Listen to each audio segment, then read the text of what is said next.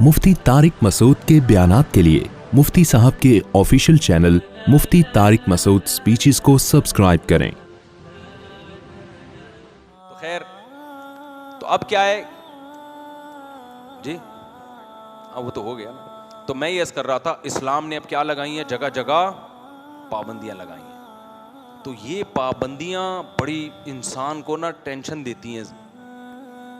आप रात सोए, अल्लाह ताला क्या कहते हैं, हय्या अला सलाह पे क्या करो भाई, उठ जाओ। टेंशन होगी कि नहीं होगी? कितना मुश्किल होता है फजर के लिए नींद कुर्बान करना। मैं तो जब फजर के में आता हूँ ना, नमाजियों को देख के बड़ा खुश होता हूँ। ए अल्लाह, ये वो मुक़द्दस और मुबारक लोग हैं जिन्होंने तेरी दावत पर लब्बैक कहा और वुज़ू करके सफ़ में आके खड़े हो गए। दुनिया की नज़र में इनकी वैल्यू नहीं है, अल्लाह की नज़र में इनकी बहुत ज़्यादा वैल्यू है। अल्लाह कहता है, मैंने हय्या अला सलाह हय्या अलल फलाह का ऐलान तो पूरे महल्ले में, और 4-4 6-6 अज़ानें हो रही हैं आजकल तो मस्जिदों से, किसी के कान पे जू नहीं रहेंगी। ये चंद लोग हैं जो फजर के नमाजी शक्ल से भी मिस्कीन से नजर आ रहे होते हैं। ज्यादातर गरीब लोग ही आ रहे होते हैं फजर में। मालदार आदमी तो फिल्म देख के सोता है रात को, उसके बाद टाइम ही रात को मिलता है बिजनेस से। ज्यादातर फजर में कौन होते हैं? गरीब लोग होते हैं। तो बड़ा अच्छा लगता है जब सारा दिन इंसान मायूस होता है ना, हम बेहयाई फैल रही है, जिना फैल रहा है, लोग आके बता रहे होते हैं, एक मायूसी होती है तबीयत में कि यार इतना। एक जिम वाले कल आए, मेरे दोस्त हैं, मैंने भी उनको समझाया था, यार ख़वातीन के लिए जिम अलग टाइमिंग में रखो और मर्दों के लिए ये जो को है ना सिस्टम, ये जिम में बेगैरती है, ये बेशर्मी है, इतने ब्रॉड माइंडेड मत बनो। लड़कियां वो चुस्त कपड़े पहन के, स्लीवलेस कपड़े पहन के, और जो ज़ाहिर एक्सरसाइज का ड्रेस तो बहुत ही अधूरा भी होता है और बहुत टाइट भी होता है, तो वो क्यों लड़कों के सामने कर रही हैं? इसमें क्या जा रहा है कि लड़कियों की टाइमिंग अलग कर दो, मर्दों की? अब खुदा से इतना तो ना लड़ो ना। लिबरल लोग जो है ना, वो हर एक को लिफ्ट कराने के लिए तैयार हैं, अल्लाह को जर्रा बराबर अहमियत देने के लिए तैयार नहीं है। वो कहते हैं इसमें हर्ज क्या है भाई, जब लड़कियों को एतराज नहीं है, मुफ्ती साहब ब्रॉड माइंडेड बने, कोई किसी को नहीं छेड़ता। भाई छेड़ लेगा तो हो क्या जाएगा? आगे जाओ ना, फिर जिना भी कर। तो अंग्रेजों ने जिना की है, इतने वलद जिना बच्चे पैदा हो गए, तो क्या तरक्की नहीं की उन्होंने? बात सारी ये है कि जिस खुदा ने पैदा किया, आप उसको अहमियत दे रहे हो कि नहीं दे रहे हो? अल्लाह कहते हैं मेरे हुक्म को अहमियत दो। जो काम गोरा कर रहा है उसने अल्लाह को अपनी डिक्शनरी से निकाल दिया, आज मुसलमान भी निकाल रहा है अपनी डिक्शनरी से। तो क्या करना है भाई ऐसी नमाज और उम्रे का? क्या करना है ऐसी नमाज उम्रे का? इतनी बेगैरती है, इतनी बेहयाई है। फिर उसमें कितने वाकयात हो रहे हैं, कितने वाकयात हो रहे हैं। वो जो लड़कियां जा रही हैं, मैं बदगुमान नहीं कर रहा किसी की बीवी जा रही हो और वहाँ मर्द और औरतें इकट्ठे हों, लेकिन एतमाद ख़त्म हो रहे हैं एक दूसरे पे। शौहर को बीवी पे एतमाद ख़त्म हो रहा है, औरत को मर्द पे एतमाद ख़त्म हो रहा है। औरत को पता है मेरे मर्द को 20 किस्म की औरतें मिलती हैं, पता नहीं किस किस्से से ताल्लुकात होंगे। मर्द को पता है ये 20 किस्म के मर्दों से इसकी सलाम दुआ हो सकती है।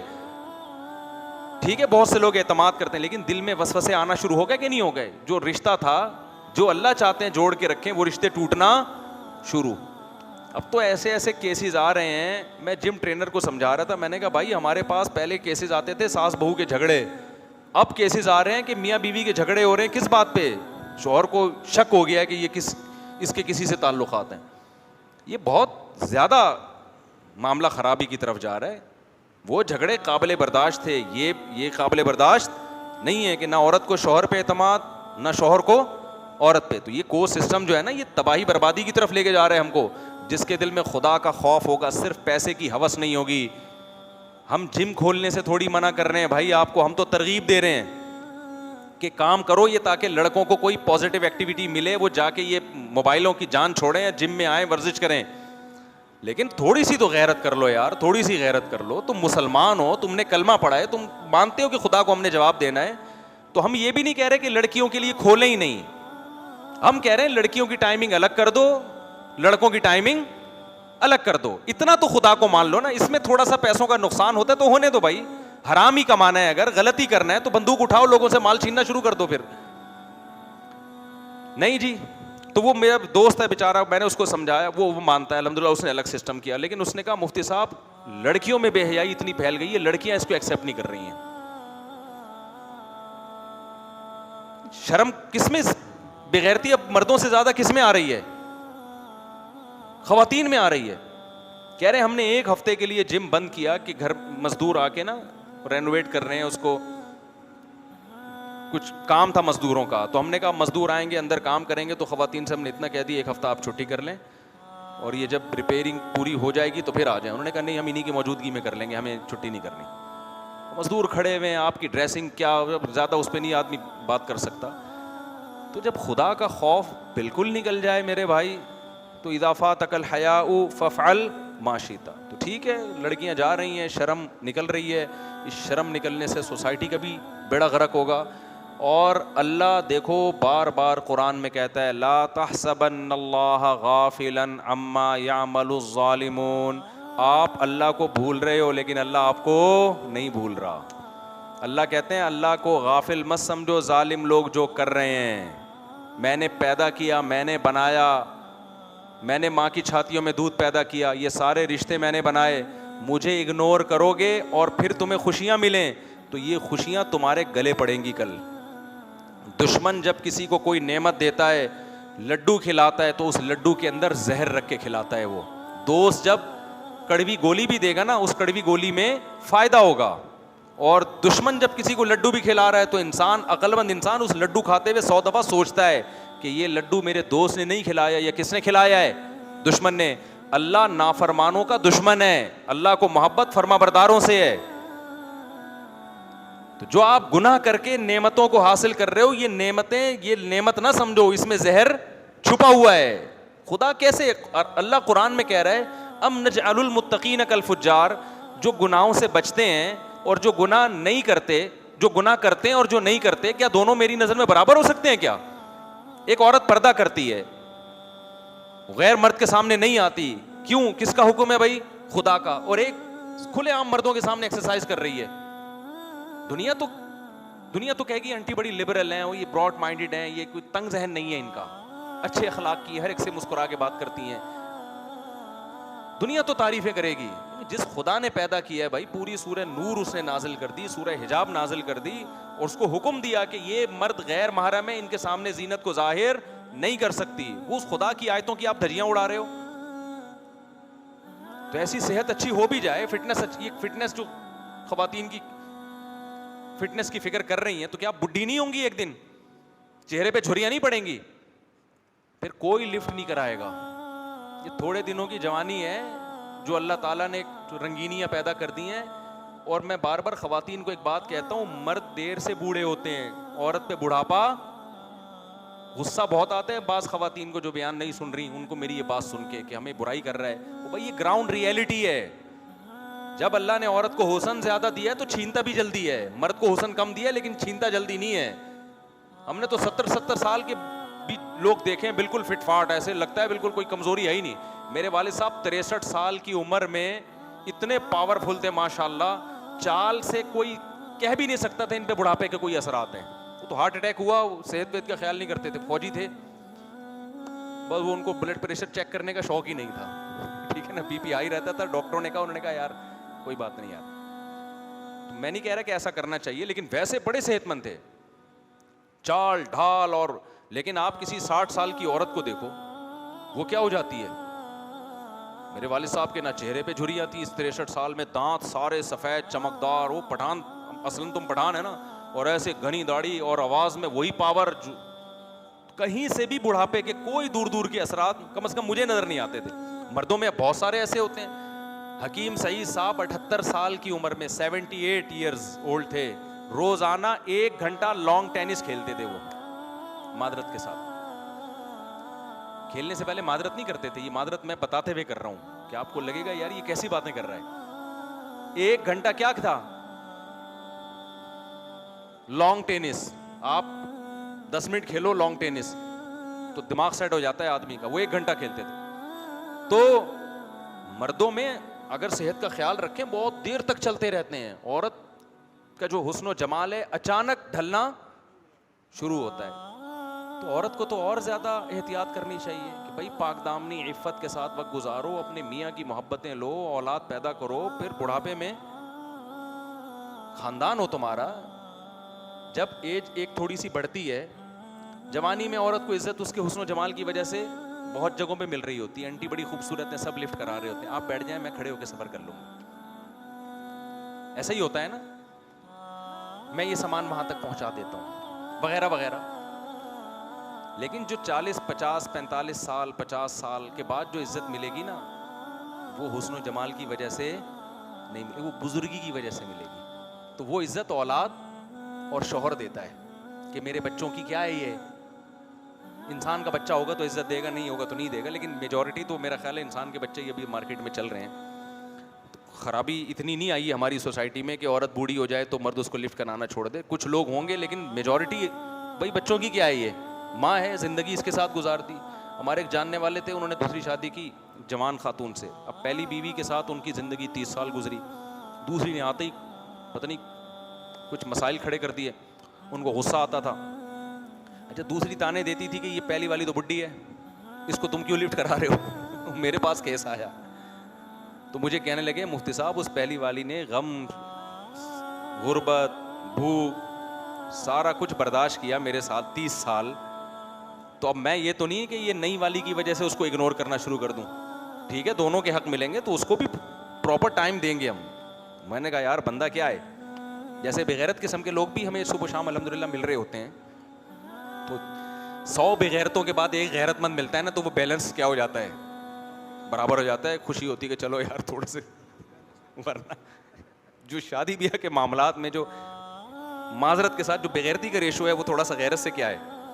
बस मैं ज़्यादा नहीं इस पे जाऊंगा, फिर वो बेगैरती के वाक़या सुनाऊंगा तो आप कहेंगे अच्छा हम तो पता ही नहीं इतने बड़े बड़े, हम तो थोड़े से हैं, ये तो इतने बड़े बड़े बेगैरत पड़े में। तो उससे बाज़ दफ़ा ना वो गलत, यानी हम सब इसमें शामिल हैं भाई, मैं कोई किसी को बुरा नहीं कह रहा। खैर, तो क्या बात कर रहा था मैं, जल्दी से बात को समेटूं। अबे यार आपको बिठाया हुआ किस लिए यहाँ पे, जहाँ से बयान कंटिन्यू चल रहा होता है ना वहीं से करें, अजान भी होने वाली है, इसको जल्दी से कंप्लीट करना है। हाँ, तो मैं ये कह रहा था कि भाई वो जो जिम ट्रेनर थे उनसे मैंने कहा कि यार, उसने कहा भाई ये ख़वातीन भी बहुत सी नीचे आ रही हैं, और ये मालदार घरों की ख़वातीन में ये मसला क्या है, ज़्यादा है। जिनके पास कपड़ों के पैसे ज़्यादा होते हैं, कपड़े उन्हीं के पास नहीं होते, उनमें ज़्यादा मसला ही है। उनको ज़रा अपनी दौलत दिखानी है और थोड़ी नुमाइश करनी है। मैं फिर भी नीयतों पे शुबा नहीं कर रहा, बाज़ों को इससे कोई गरज नहीं होता कि मर्द देख रहा है कि नहीं देख रहा है, उनको मर्द के सामने अपनी बॉडी को एक्सपोज करना भी वो इतनी ब्रॉड माइंडेड होती है कि हमारे मसाइल ही नहीं है। ओ भाई आपके नहीं है, इस्लाम के तो है ना मसाइल। इस्लाम पाबंदी लगा रहा है, किसी वजह से लगा रहा है ना। अपनी ख्वाहिशात पर इस्लाम को क्या करो, तरजीह दो। भाई अल्लाह ने मना कर दिया, खत्म। देखो, कोई अंग्रेज हमारे सामने खिंजीर का गोश्त ला के रख दे, हम फौरन क्या कहते हैं, भाई ये हराम है, हम नहीं खाते, हम मुसलमान हैं, हम नहीं खाते। अब अंग्रेज हमसे पूछे क्यों नहीं खाते, हम कहें ये नापाक है। अंग्रेज कहे सर्फ से धो के खा लो,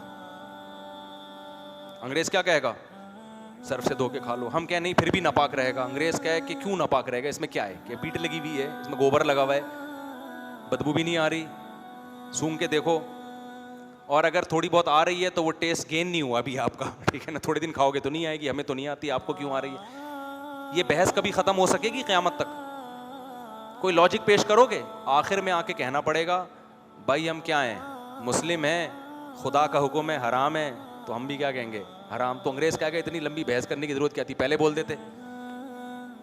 भाई तुम्हारे मज़हब में पाबंदी और तुम मज़हब को फॉलो करते हो, प्रैक्टिसिंग मुस्लिम हो, तुम खुदा को मानते हो, मज़हब को फॉलो करते हो, फिर वो इस पे बहस करेगा कि क्यों मानते हो खुदा को, क्या ज़रूरत है। तो बहस का रुख चेंज हो जाएगा, लेकिन एक टॉपिक हमेशा के लिए क्या हो जाएगा, बंद। तो जो हमारी लिबरल आंटियाँ हैं, जो जिम जा रही हैं, मर्दों के सामने एक्सरसाइज कर रही हैं, देखो मैं अगर बहस करना शुरू करूं, इससे बेहयाई फैलती, आगे से अप्लाई आता, कोई बेहयाई नहीं फैलती, मेरी बेगम तो 20 साल से जा रही है, दिल साफ होना चाहिए। लिबरल लोगों के पास आलतू फालतू दलाइल बहुत होते हैं कि नहीं ये सब, ये ना असल में एक्चुअली ये सब दिमाग का खेल होता है, ट्रस्ट की बात होती है। हमने तो बहुत सी पर्दे वालियों को घरों से भागते हुए देखा है, उन्होंने देखा होगा, शायद कोई भाग रही होगी। हमने बहुत सी पर्दे वालियों को देखा है और ये बड़ी ख़तरनाक, और वो फलाने का वाक़या तो ढिमकाने का वाक़या। ये बहस क़यामत तक ख़त्म बोलो नहीं होगी। दिल साफ़ होना चाहिए। वो जिम तो 20 साल से चल रहा है, उसमें तो आज तक कोई ऐसा केस नहीं वजूद में आया। तो मैं उनसे कहता हूँ आ भी गया तो क्या हो गया, अंग्रेजों के रोजाना ऐसे केसेस होते हैं तो क्या हो गया, 2-4 और मजीद अंग्रेज वजूद में आ जाते हैं उसकी वजह से। अगर वो केसेस भी ना होते तो अंग्रेजों की तो नस्ल ही खत्म हो गई ना।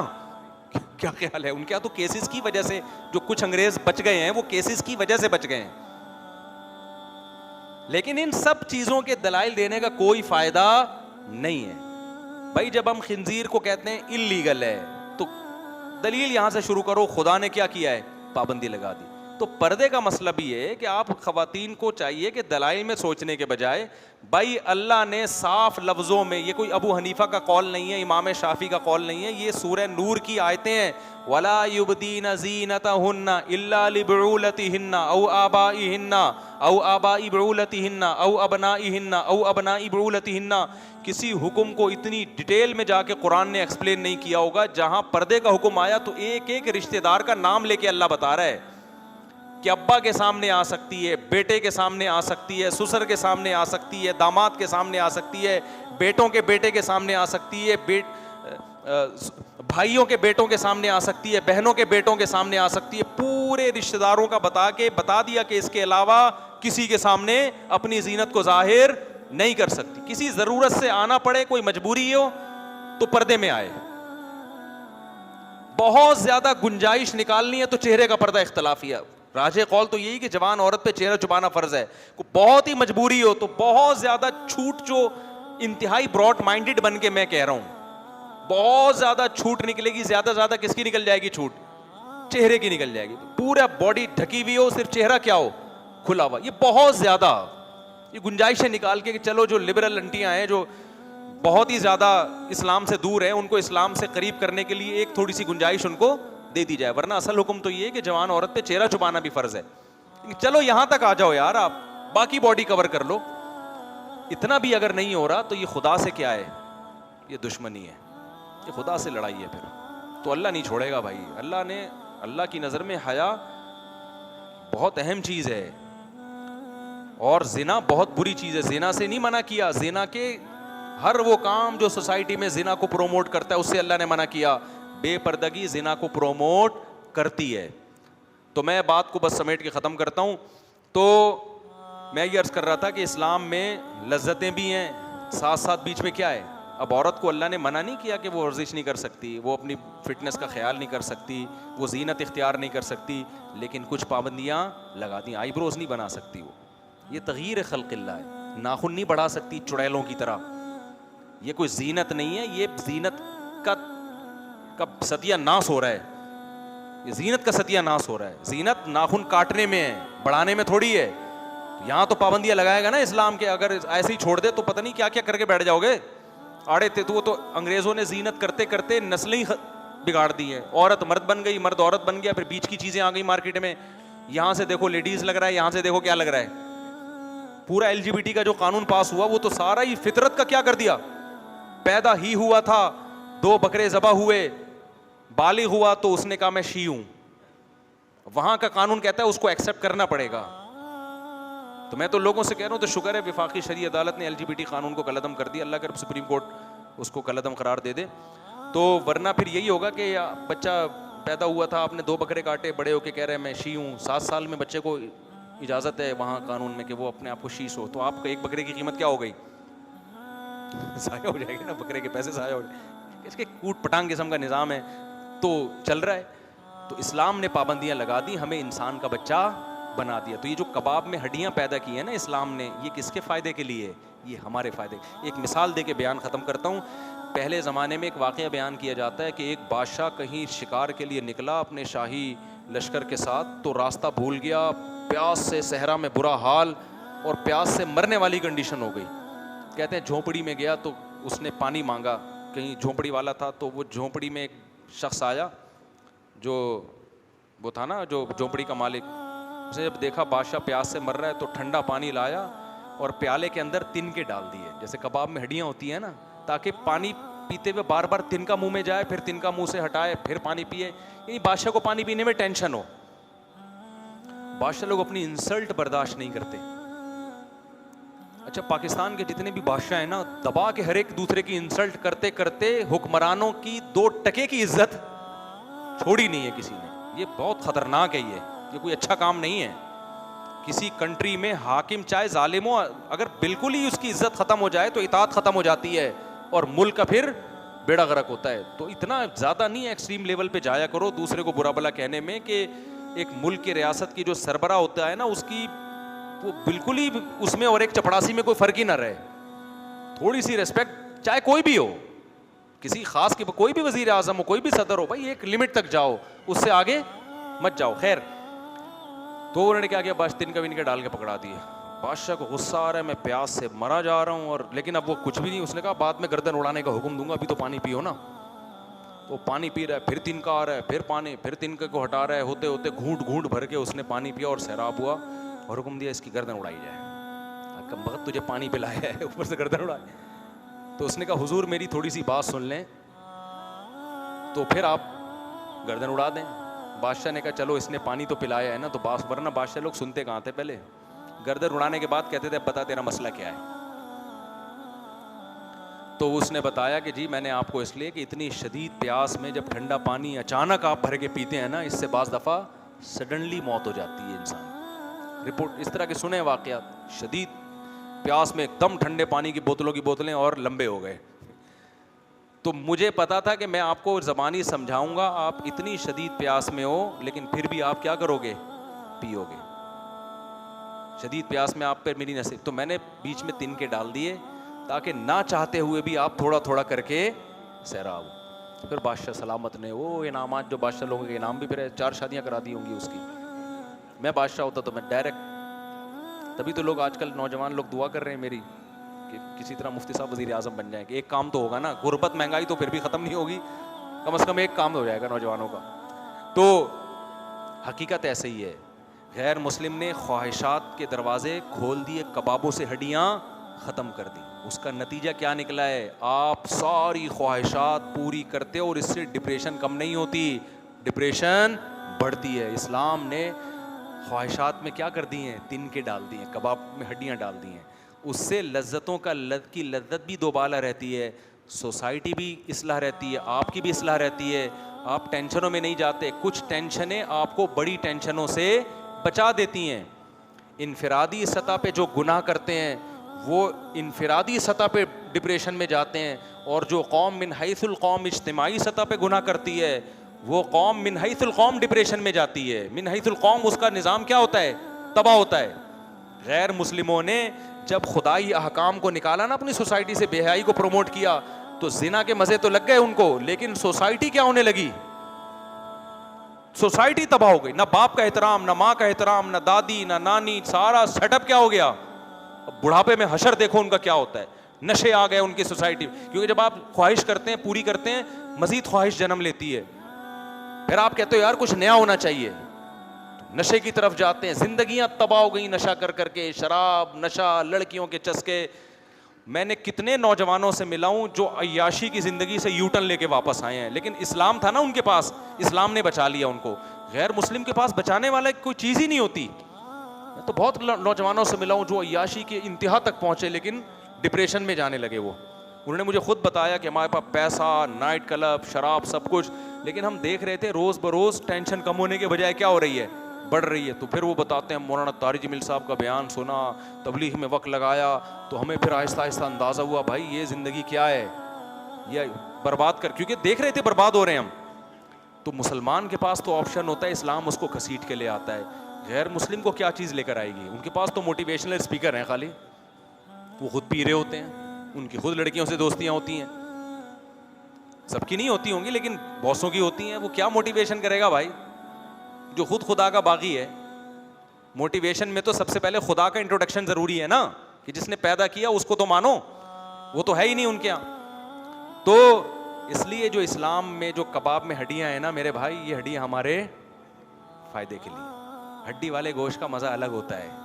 मैंने एक दफा क्या किया, मछली से ना पूरी हड्डियां निकालनी, कांटे उसी तरीके से निकलवा के मछली पकाई, मजा नहीं आया। तो मैंने कहा भाई वो जो कंघी होती है ना उसके अंदर, उसके साथ ही गोश्त का मज़ा होता है। थोड़ा सा खाओ, थोड़े से कांटे का भी मज़ा लो, फिर कांटे निकाल के, बिल्कुल ही कांटों से भरी हुई ना हो। बांग्लादेश के लोग तो कांटों भरी मच्छी ऐसे खा रहे होते हैं, खट खट खट साइड पे कांटे लगा रहे होते हैं, पता नहीं स्पीड फिर निकाल के फेंक देते हैं मच्छी अंदर, कांटे साइड पे। वो उनको पता नहीं वो जीन में उनकी ये चीज़ शामिल। हम लोग तो ऐसे करना पड़ता है कांटा हटाना, लेकिन बिल्कुल ही कांटे हटी हुई मच्छी होती है, उसमें भी लज्जत नहीं होती। थोड़े से कंघी होनी चाहिए कम से कम अंदर, ठीक है। तो भाई जो इस्लाम ने पाबंदियां लगाई हैं, ये पाबंदियां मेरे और आपके फ़ायदे के लिए लगाई हैं। तो मुत्तकीन का मतलब मैं जो बता रहा था ना, इन्नहा लतज़किरतुल लिलमुत्तकीन, अल्लाह कहते हैं ये कुरान उन लोगों के लिए नसीहत है जो बुराई से बचना चाहते हैं, जो कबाब में हड्डी बर्दाश्त कर लेंगे, तो उनको बहुत फ़ायदा होगा इस कुरान से। अल्लाह हमें समझने की, अमल की तौफीक अता फरमाए।